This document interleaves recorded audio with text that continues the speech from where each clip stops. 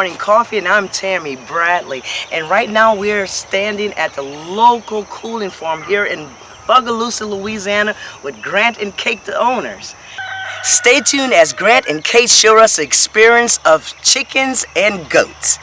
We'll be right back. Oh yeah, right about now your stomach is grumbling. Who that with the best ingredients, with the tastiest shrimp, spiciest wings, and we wouldn't be New Orleans without catfish. Who that you ask? We that's.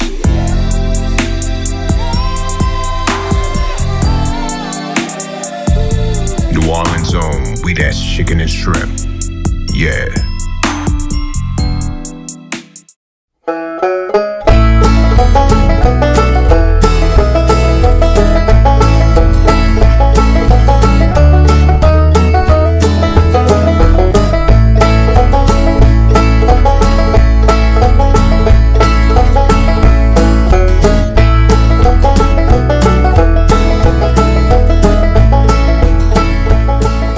To the local cooling farm, and I'm Tammy Bradley with Morning Coffee.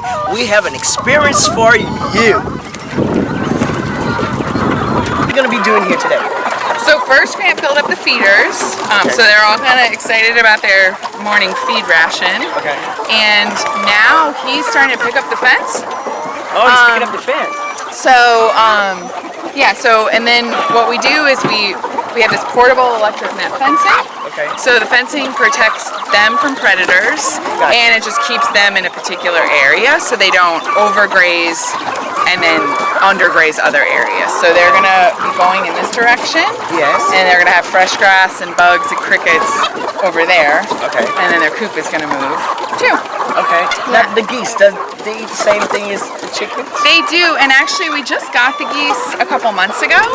And so we have a male and 4 females. Yes. And we're keeping them together for the spring because they can hatch out goslings. Yes. But they actually, if there's just 1 or 2, they can kind of serve like a guardian protective role for the chickens from aerial predators like hawks and stuff. Yes. So, but the like common knowledge is that if there's too many of them, they're more concerned about each other than the chickens. So eventually, like once we get past breeding season of the possibility of them hatching out some goslings, like 2 of them are going to go to another flock and 1 of them are going to go to another flock. Okay. But for now, they're all just getting used to the farm with their posse of 5. And how often do you say you feed these chickens? Hey, sweetie. She's like, I'm missing out on a feed. Oh, she's missing out on a feed. I am so sorry. I wouldn't want to miss out on my feed. She is doing pretty good, In fact, let me try to get you a Should we get you a spot at the trough, spot. sweetie? Let's get her a spot. Oh my gosh! Oh my gosh!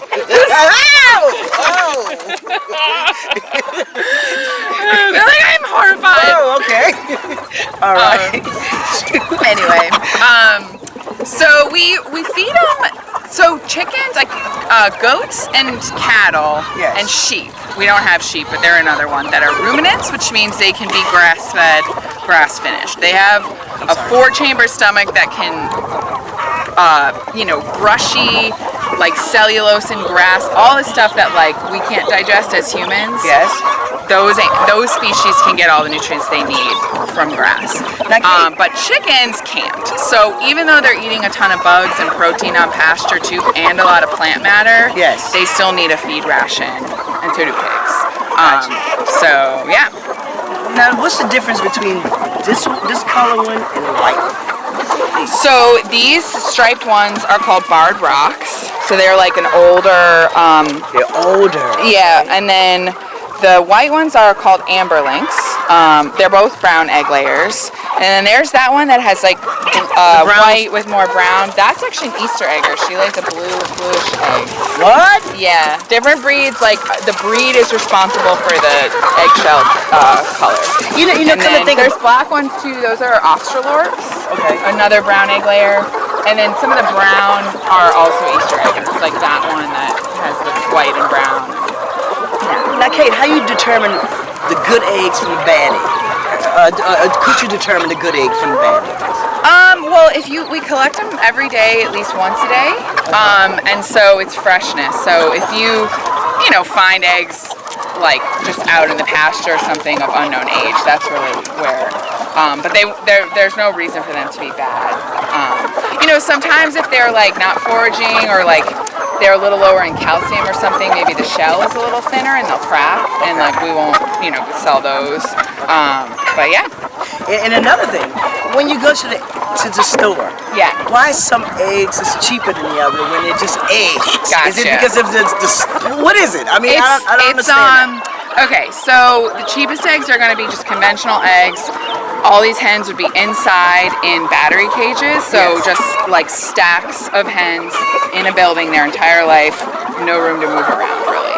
And so that's going to be like the cheapest way to produce a bunch of eggs. Okay. But you know, you could argue it's not very like kind or humane to the chicken. They don't get to fly, they don't get to flap their wings, they don't get to, you know, express any like true behavior of chickens. They're just like egg machines. The next step up from that would be cage free, but all that means is they're in the same like density of how many birds in like a tiny space, but there's no divider cages. Okay. So then they kind of like can, you know, there can be more mortalities because they're all over each other. And like, and then free range really just means that they have a pop hole access to an outdoor porch. That porch could be concrete screened in, like not really this, not pasture where they're eating bugs and, you know, Yes. dust bathing and flying and stuff. And then there's also certified organic, which pretty much there's some humane factors that go into organic eggs, but the main thing is the feed. That the feed is organic versus conventional. And then there's pastured, which is this. But the problem about pastured at the grocery store is there's not really regulation about who gets to use that term, or much like truth in marketing of like if they actually mean, you know what I mean? So companies can be using that and putting like a nice bucolic picture of chickens outside, but we don't necessarily know if they're actually doing that. So we think that, you know, if you find a farmer in your area that you can buy directly from, then you just can skip all that and just know the quality of eggs that you're getting. And pasture, like, they're just inside under artificial light their whole life. Like these eggs are going to be superior nutritionally because they just consume so much more plant matter, which increases the vitamins and minerals. And then their stress is way lower because they're like happy, they're outside, they have vitamin D from the sun. So we find that depending on the time of year, our eggs are like a darker color, like oranger. They stand up taller, they don't like just like splay out, and then they perform better in baking and stuff because they make things puff and rise more. Grant is finishing setting up the fence. Okay. And what we can do is go collect some eggs that they laid this morning. Okay. Okay, so So what are we doing here? So Kay, how often do they stay? This time of year, when the daylight is longer, they lay more. Okay. So it's about every other day. The most a bird usually lay in a week in like peak season, which is right now like 5 eggs. Now notice they got a brown egg and a white egg, so they're gonna get two different color eggs.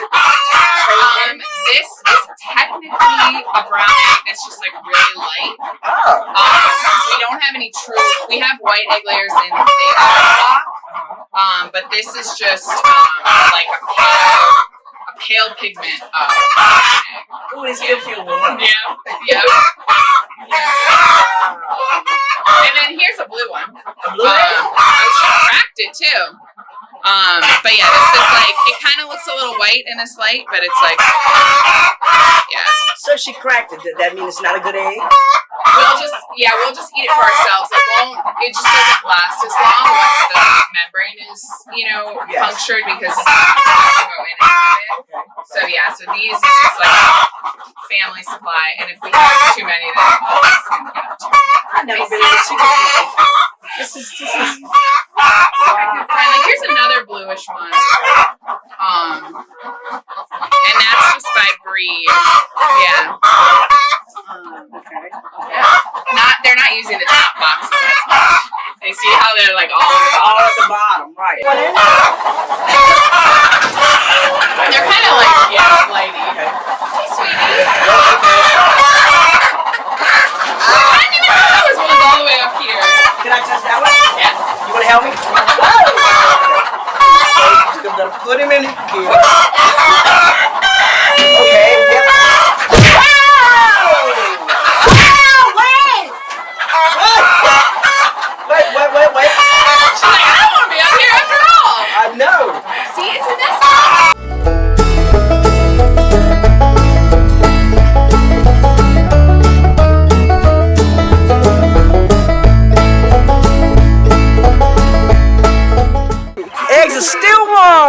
out the cooch.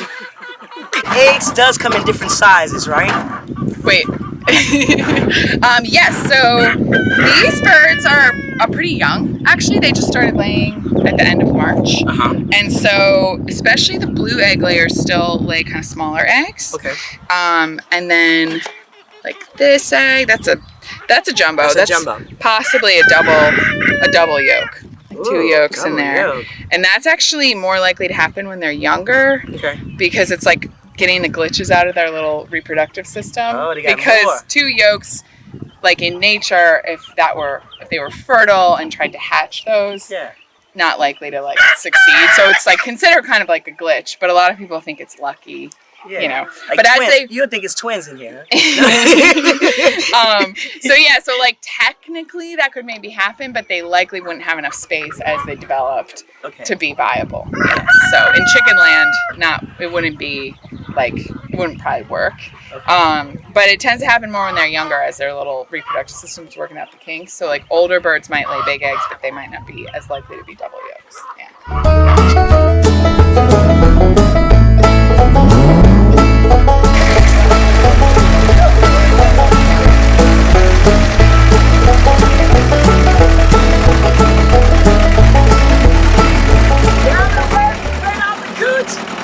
To the court.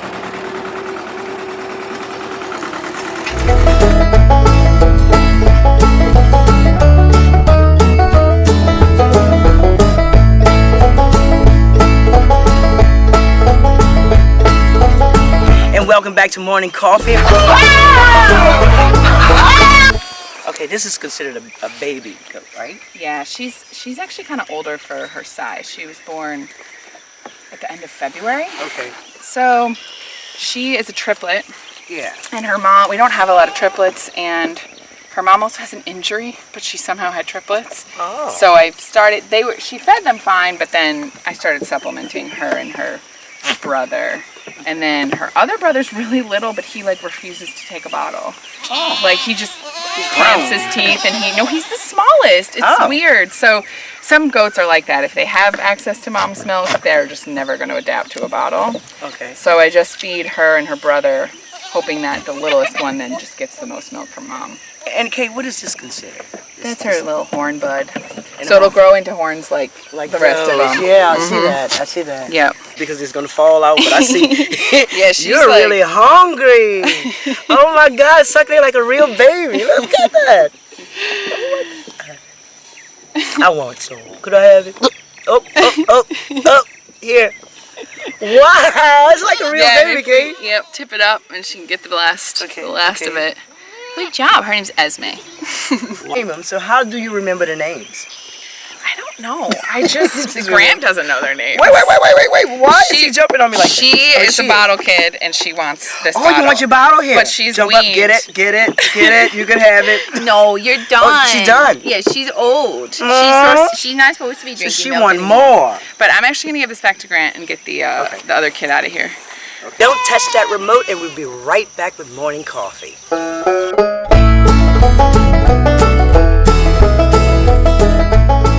Hi, this is Jamal from Rimtime Custom Wheels. Grab your paperwork, grab your keys, get in your car, point it in the direction of the Skate Center on Airline Drive. Factory size tires are now available for $50 down and free maintenance. Rimtime Custom Wheels. Welcome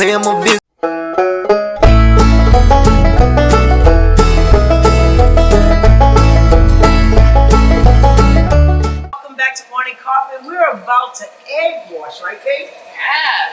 Wow. This is our commercial egg washer. So you just load them on this conveyor, and there's brushes inside that are spinning as they roll through there, and then they're going to come out there on this rack, and then we'll put them in cartons. Wow, we'll be good to go, huh? Here we go. Actually, we're going to put them in flats because they're going to a bakery. Those are dirty ones. I'm gonna go get the new ones. Those are what we used to collect them in. Yes. And then I'll go get some. Yeah, go get some. We can leave it running because it takes a while. Okay. Wow.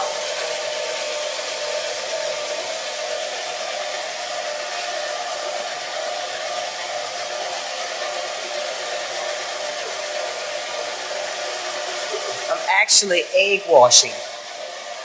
On Morning Coffee, you may see anything. I'm actually egg washing.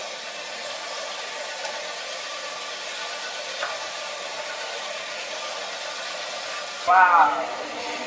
Is this the pace, the only pace it goes, or does it go faster? No, it goes faster. But the faster it goes, then the less time they're getting. So if they're dirty, like this one has like, you know, somebody cracked one of the hens cracked one, so there's like residual yolk. The faster it goes, like the less time it's got. You know, like the less likely it's going to be totally clean, right? Because and once you get like sometimes if we put a lot of clean ones through first, I'll make it faster at the beginning. Yes. But once you've got like one person loading and one person packing, even this speed is like kind of too fast.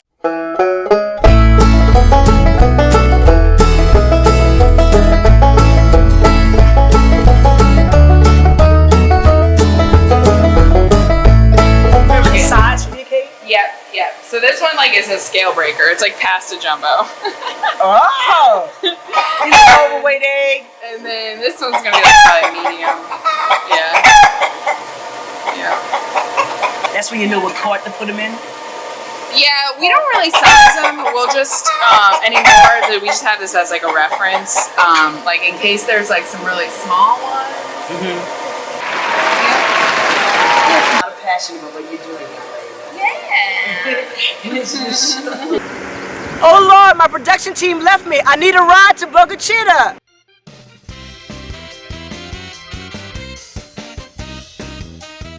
Out here, I'm all alone.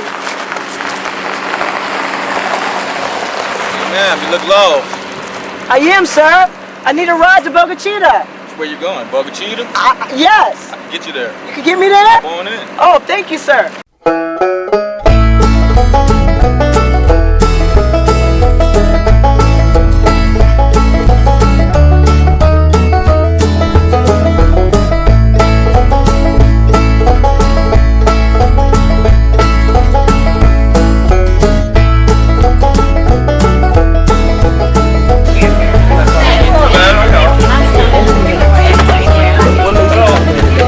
Thank y'all for watching Morning Coffee.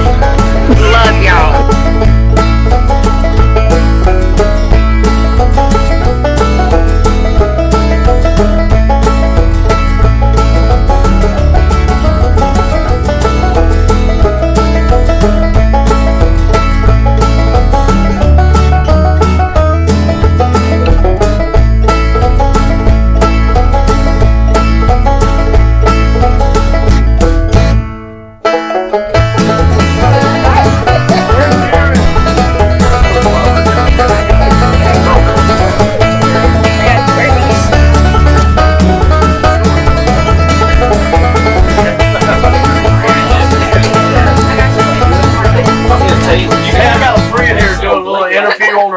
So y'all be nice, okay?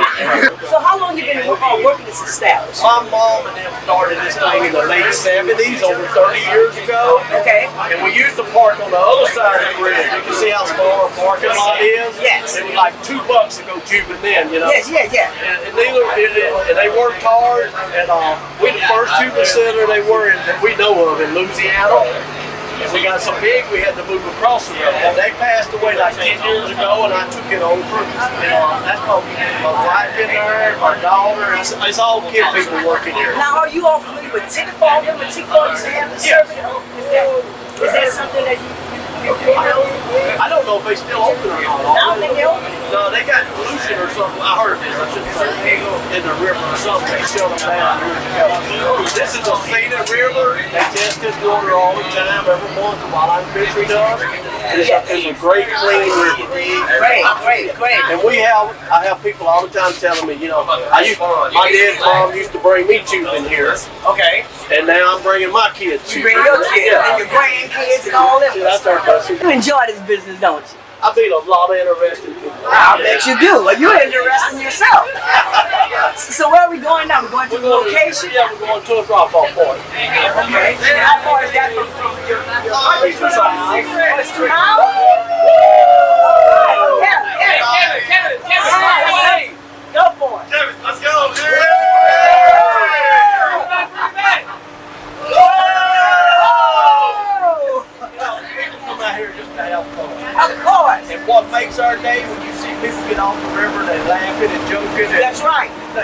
stress in the world. It is, and I tell you, this is relaxing. Yeah, they enjoying themselves. And you know, there's not many places you can still float down the river and you know, get out on the beach and swim, and there ain't some law against it, you know. How often do you go surfing?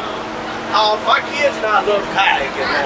Hiking? Kayaking. Kayaking, Yeah, okay. the small boats. Yeah. Yeah, we used to like the tube, but they go back upriver, fast, or slow boats. Yes, sir. We like them. Okay. And you open all summer? We open, yeah, usually from April to September, you know, Labor Day. Did the pandemic affect you in any kind of way? It did a little bit. We had a lot of customers, but we just had to make a lot more trips. We tried to keep everybody, you know, like every group on a bus or a van. It made us run a lot more. But we still had a lot of customers, and everybody was outdoors and not mingling. So you have a time schedule how you do this? You pick them up? No, they gonna get back out of their car. Where we was at, Oh, what? Yeah. That's where it ends at it? yeah, so they can stop at the beaches. And this is a 2-hour float. If they don't stop, they get on the river, it's gonna take 2 hours to come down it. But there's 10 or 12 beaches that they can stop at. And as long as they hit by 7 o'clock, we okay. Could you bring an ice cooler while they tune in? Yeah, they gotta have refreshments. No glass bottles. No glass bottle. Oh, you get me upset if you bring glass bottles. Gotcha. So nobody can't get lost. Somebody go out there tune in. I mean, there's no way that can happen, right? I haven't had it happen. I was like, we showed up in a lost with a bad private box on one morning. She been out these woods all night. They don't lie. And the box wasn't bigger than the box. She needed a bigger box. Not a hard We gotta have everything back up river. We say we leave our tubes here at nighttime. This afternoon we gotta bring them all back up here before we go home. Okay, they'll be ready for the next day. Yes. And And what time do you open up in the morning? Around 8 we get started. You close at 7. You say. Yeah, we want everybody off at 7. See the sign here? I'm too scared. And what that sign says? Oh Lord! Bigfoot cross. I seen him up here. He had a bathing suit on this morning. Oh, yeah, Benson. He had a Benson on. You'll see Now him. that don't look too good. That wouldn't be too Yeah, it's kind of short. Cooler tubes over here. All we ask, do not throw your trash in the river. Help us keep the river clean, okay? Y'all a good group. Thank y'all for coming, okay? Sir, happy Memorial Day.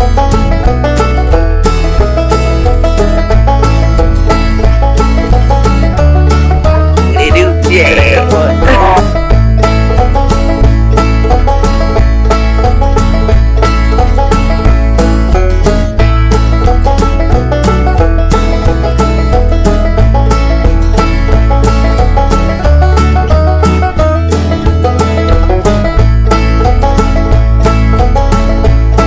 We're at Boga Chitter in Bogalusa, Louisiana, and we're about to go rafting.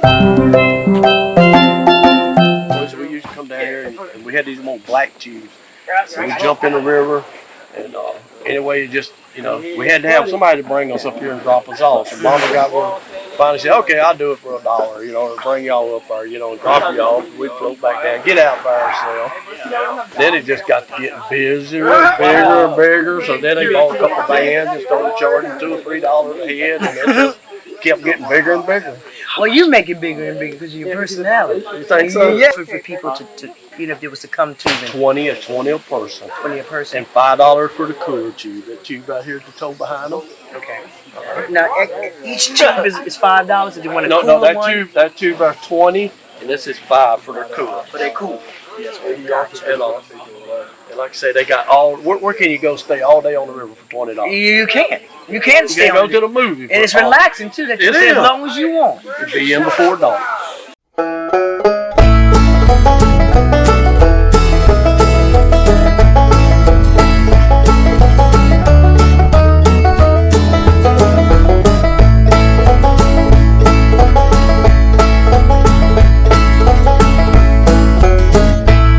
Here we're rafting. What are we doing? We're tubing down the river. We're tubing down the river with this little cutie right here, y'all.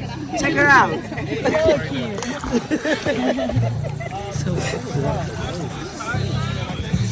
Don't forget to watch Morning Coffee. Thank you for watching Morning Coffee.